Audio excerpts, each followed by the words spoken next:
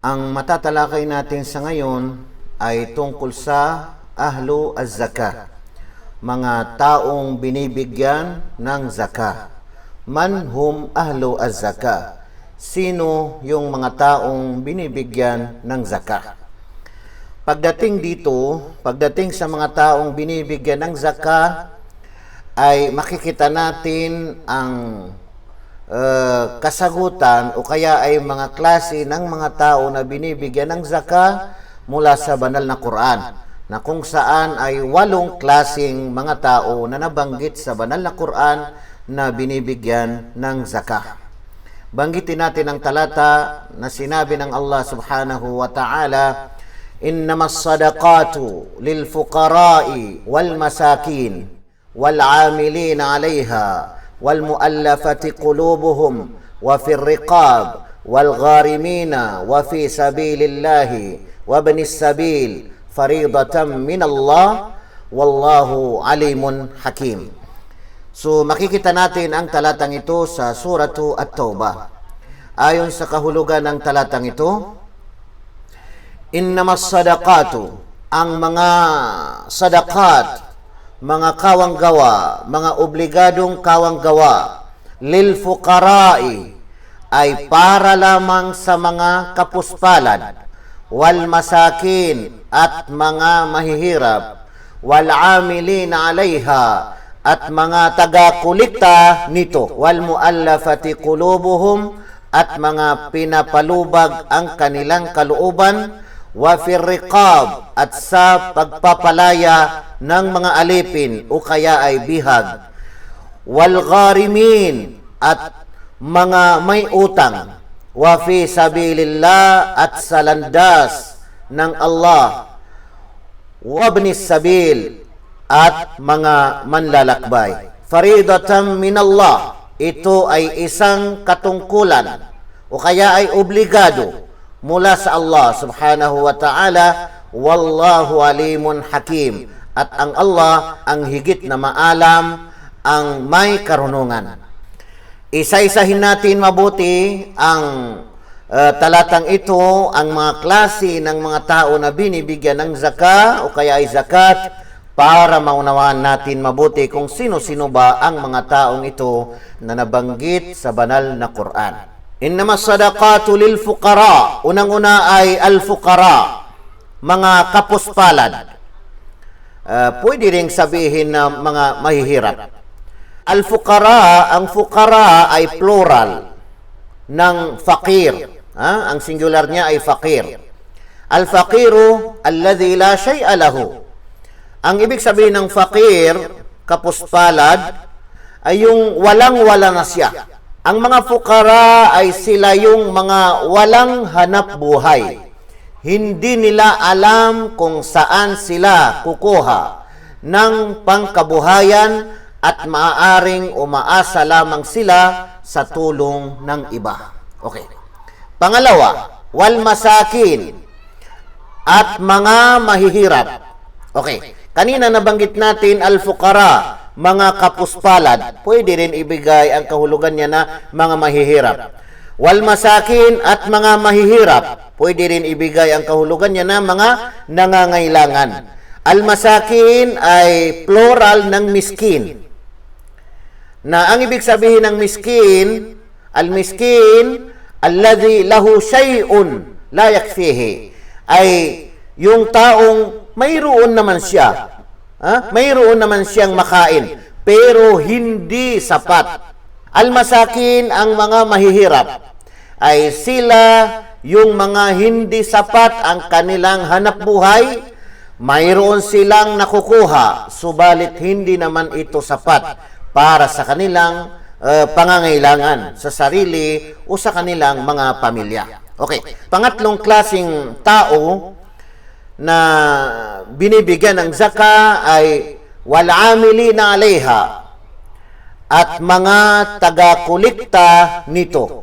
Ibig sabihin ay sila yung mga pinagkakatiwalaang mangulikta ng zakah. Binibigyan sila ng zakah bilang kapalit ng kanilang ginagawa na pangungulikta sa mga zakat o kaya ay zakat ng mga tao. Pang-apat na klaseng tao na binibigyan ng zakat, wal muallafati qulubuhum, at mga pinapalubag ang kanilang kalooban. Anong ibig sabihin nito? Sila yung mga Muslim o kaya ay bagong yakap sa Islam na mahihina ang kanilang pananalig. Binibigyan sila ng zakat upang maging matatag ang kanilang pananalig. Panglimang klaseng tao na binibigyan ng zakat na nabanggit sa banal na Quran, wa fir riqab, at sa pagpapalaya ng mga alipin. Okay? Sila yung mga alipin o kaya ay bihag na higit na mainam ang pagbibigay sa kanila ng zakat para sa kanilang kalayaan. Kasi alipin sila o kaya ay nabihag sila. Pang-anim na klaseng mga taong binibigyan ng zakat na nabanggit sa banal na Quran ay wal gharimin, at mga may utang. Sila yung mga baon sa utang, mga taong baon sa utang, na kung saan ay binibigyan sila ng zakat upang matulungan sila sa kanilang pasaning pagkakautang. Pang-pito na klaseng mga taong binibigyan ng zakat na nabanggit sa banal na Quran ay wa fi sabilillah, at sa landas ng Allah. Sila yung mga taong nakikipagdigmaan, nakikipaglaban alang-alang sa Allah subhanahu wa ta'ala. Higit na mainam ang pagbibigay sa kanila ng zakat o kaya ay zakat upang mapanatili ang batas ng Allah subhanahu wa ta'ala, at higit sa lahat ay upang mangibabaw ang salita ng Allah subhanahu wa ta'ala. Pangwalong klaseng tao na binibigyan ng zakat na nabanggit sa banal na Quran ay wabnis sabil, at mga manlalakbay. Okay? Sila yung mga nasa paglalakbay na kinapos ng panggastos. Kung kaya binibigyan sila ng zakat o kaya ay zakat ayon sa kanilang pangangailangan upang makabalik sila sa kanilang lugar na pinanggalingan, kahit na sila ay mayaman pa. Tandaan natin, 8 klaseng mga tao ang bibigyan ng zakat. Unang-una ay al-fuqara. Innama sadaqatu lil fuqara, ang mga kapuspalad, wal masakin, at mga mahihirap, wal amilina alaiha, at mga tagalikom nito, wal muallafati qulubuhum, at mga pinapalubag ang kanilang kalooban, wa fir riqab, at sa pagpapalaya ng mga alipin, wal gharimin, at mga may utang, wa fi sabilillah, at sa landas ng Allah, wa ibnis sabil, at sa mga manlalakbay. Ito yung mga klaseng mga tao na binibigyan ng zakat. Ang tinutukoy dito ay zakatul amwal, yung mga zakat ng kayamanan, na kung saan ay halimbawa ikaw ay nagbibisnes o ikaw ay nakaipon ng pera. Yan yung mga tao na binibigyan ng zakat, na kung saan ay ito lamang ang nabanggit sa banal na Quran na binibigyan o bibigyan ng zakat o kaya ay zakat.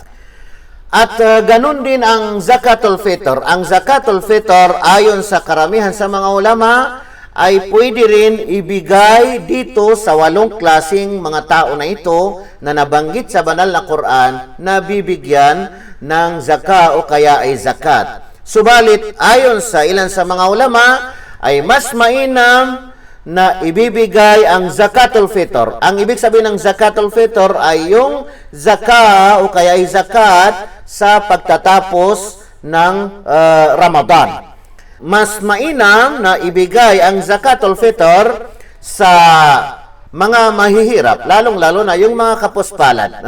Kasi nga, mayroong hadith si Ibn Abbas Kalugdan siya ng Allah subhanahu wa ta'ala, kanyang sinabi, farada Rasulullah sallallahu alaihi wasallam zakat al-fitri tuhratan lis-saimi min al-lagwi war-rafas wa tu'matan lil masakin. Okay? Ipinag-utos ng sugo ng Allah sallallahu alaihi wasallam ang zakatul fitr bilang pagdadalisay sa nag-aayuno mula sa walang kabuluhan at mahahalay na salita at bilang pagpapakain sa mga mahihirap. Yun yung tinutukoy na wa tu'matan lil masakin, bilang pagpapakain sa mga mahihirap. Kaya mas mainam na ang bigyan ng zakatul fitr ayon sa ilan sa mga ulama ay ang mga mahihirap pagdating dito sa tinatawag na zakatul fitr. So huwag nating kalilimutan ang mga taong binibigyan ng zaka ay 8 klase na kung saan ay nabanggit sa banal na Quran.